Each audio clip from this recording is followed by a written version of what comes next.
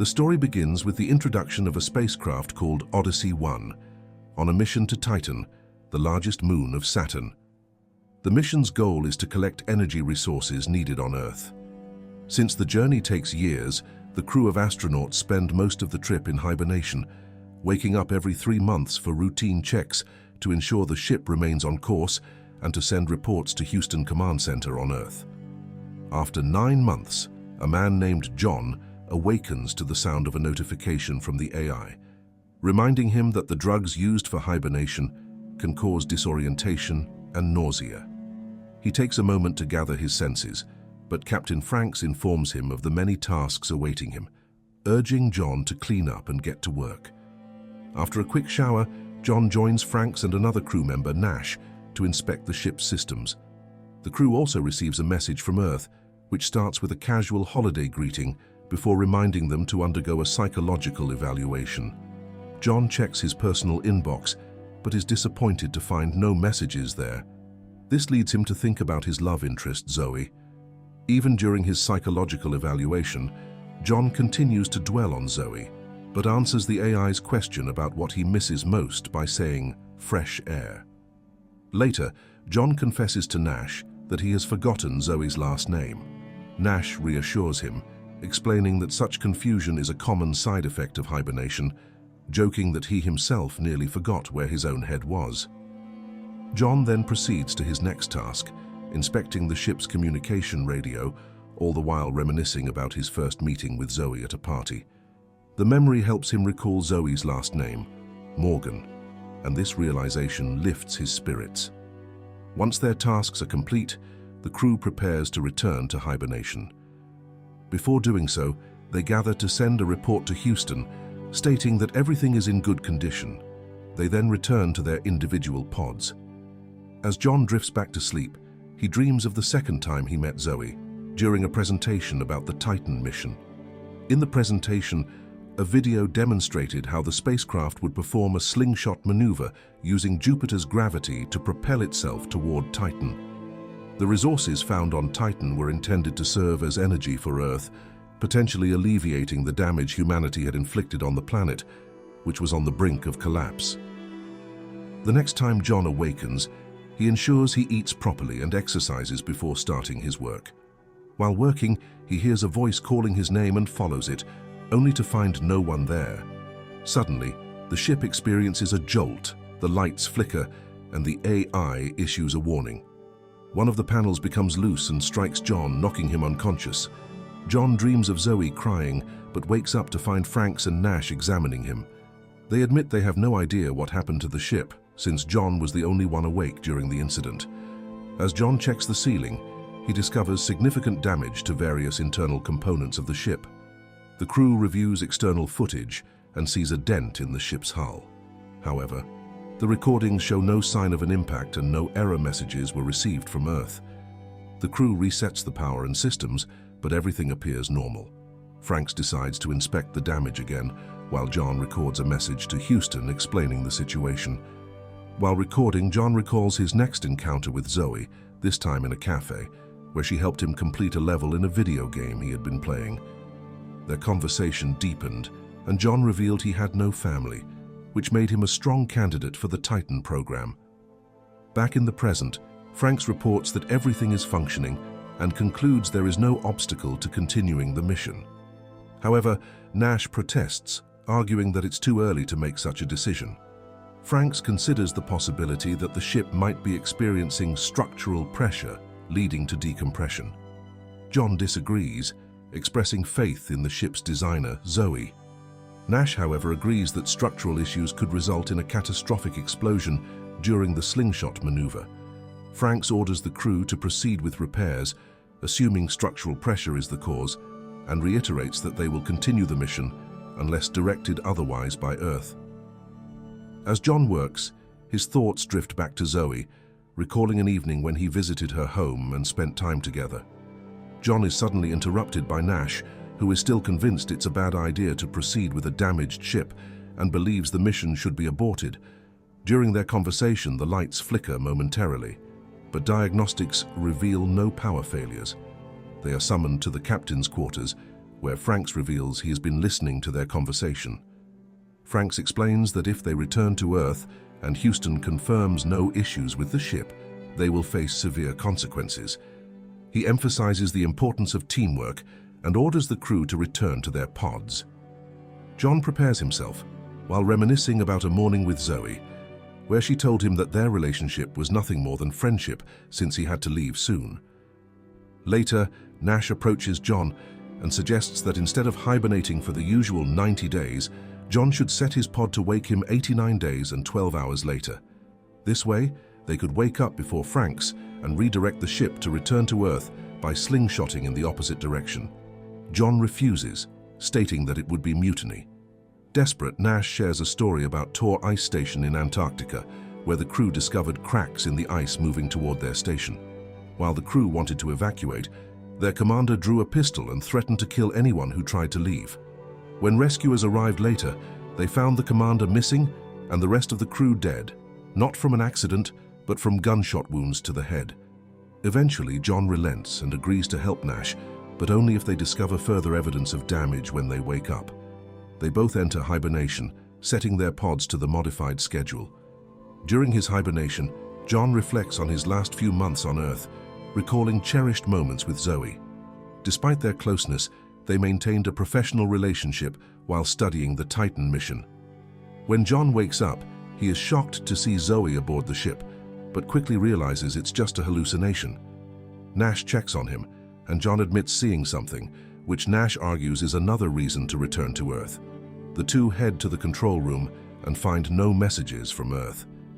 Amid their confusion, they pause to admire the beauty of Jupiter.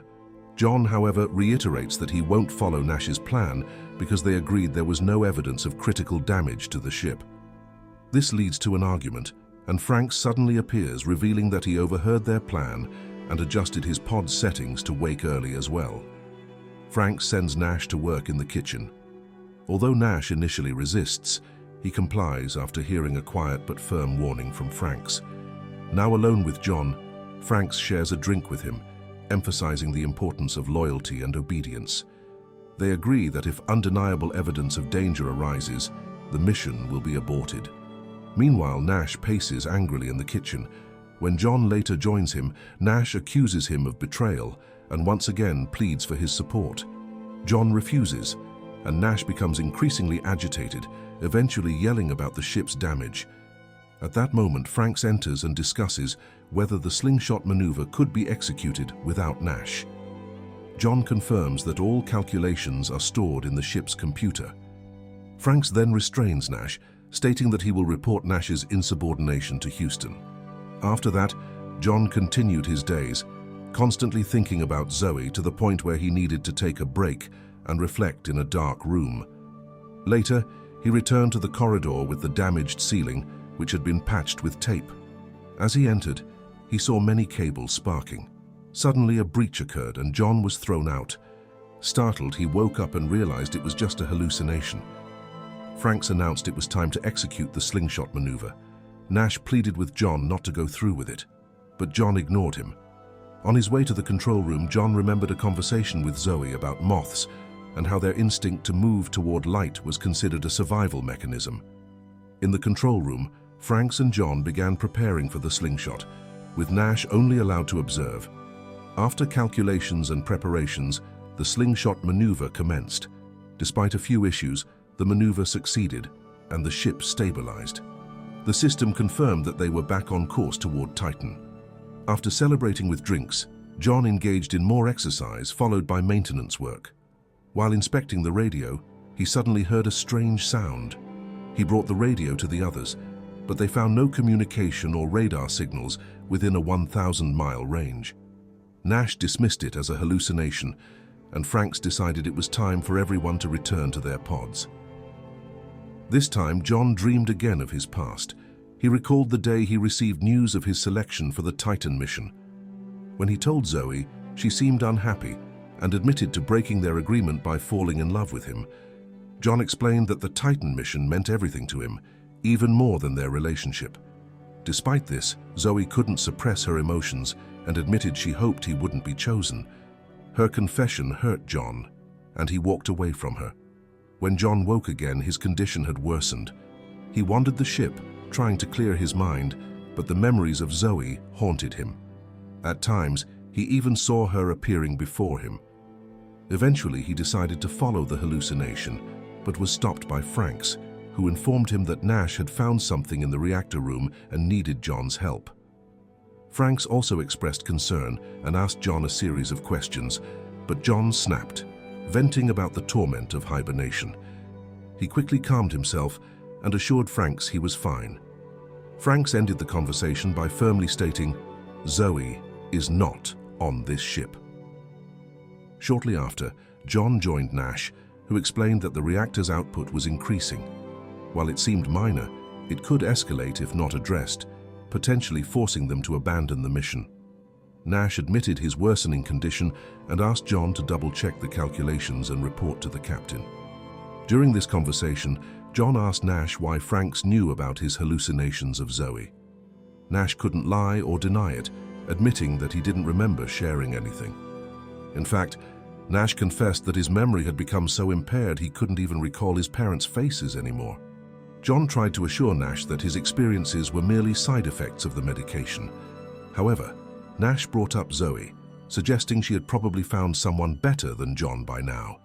This infuriated John, leading to an argument, during which it was revealed that there were no actual readings on the device Nash had provided, indicating he was hallucinating. Shortly after, Franks called them back. Nash reported a problem with the reactor's readings, but Franks showed them a screen and explained the issue needed to be resolved to safely reach Titan. He also revealed that someone had tampered with the reactor, causing all the problems. Franks then displayed the last login, which belonged to John. However, he suspected Nash had used John's login credentials since Franks had overheard a conversation where John had given his ID and password to Nash to adjust the pod timers. Shockingly, Franks pulled out a pistol, declaring he would decide Nash's punishment. Before doing so, he ordered both crew members into the hibernation pods, starting with John. As John entered his pod, Franks launched an attack on Nash. While in hibernation, John dreamed of the night before the mission. He had visited Zoe to say goodbye. Zoe apologized for her earlier hurtful words and asked if John had ever loved her. Once again, John avoided answering. When John woke, his condition had deteriorated further. He experienced severe nausea and flashes of memories involving Franks. The clearest memory was of Franks asking John if they were still friends. Determined, John forced himself to search for the others, but found no one.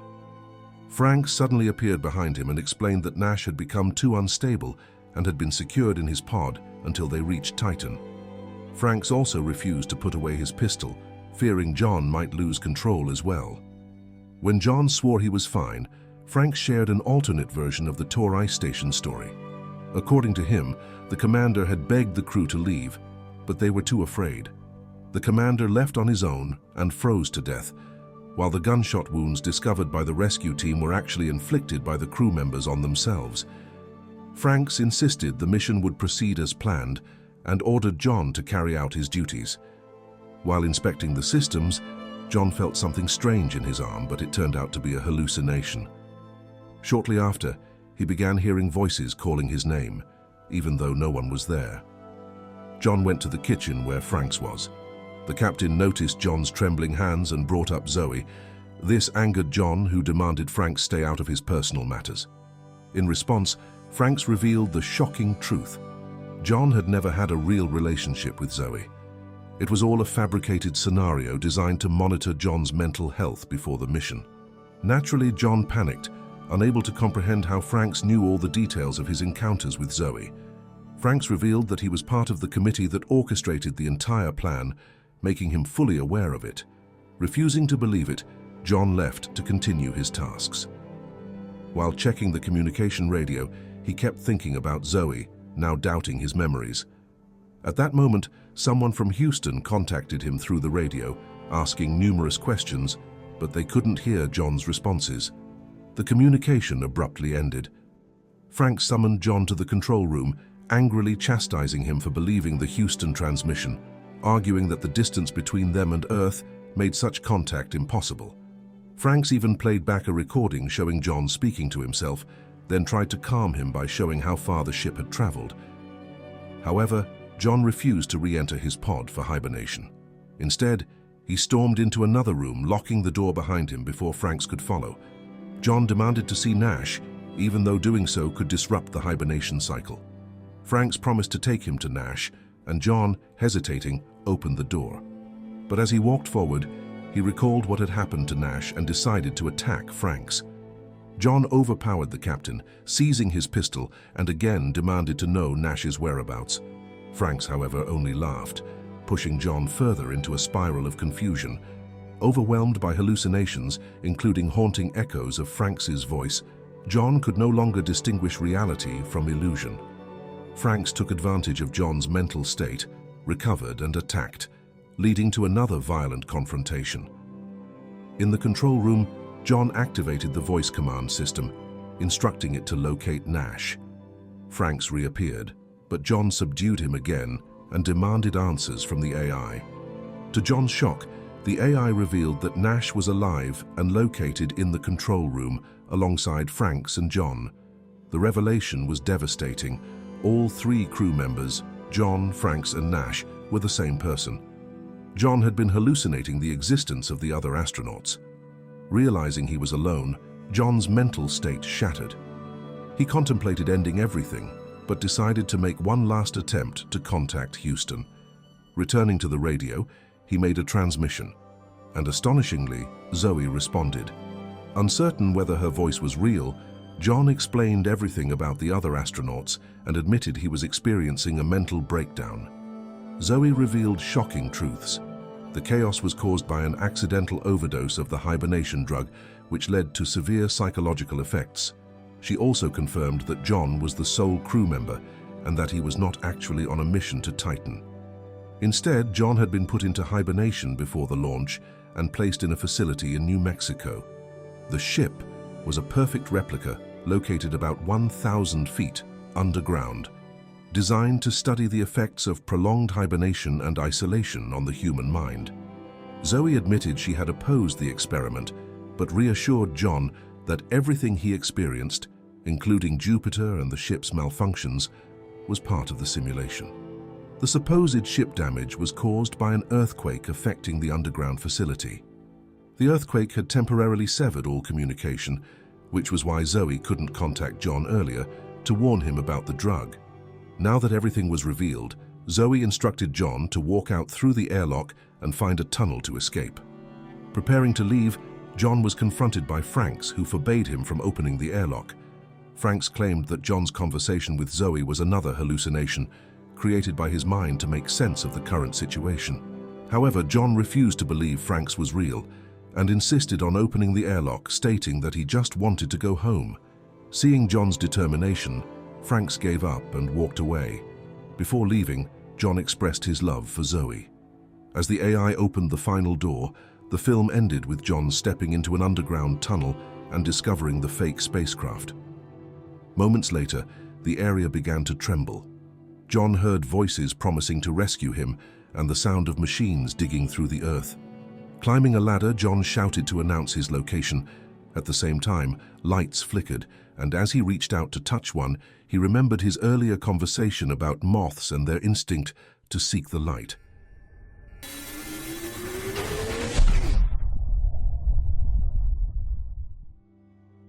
And that's it for the story series of this film. Thank you for watching. Don't forget to support this channel by subscribe, like and share. See you in the next video. Goodbye.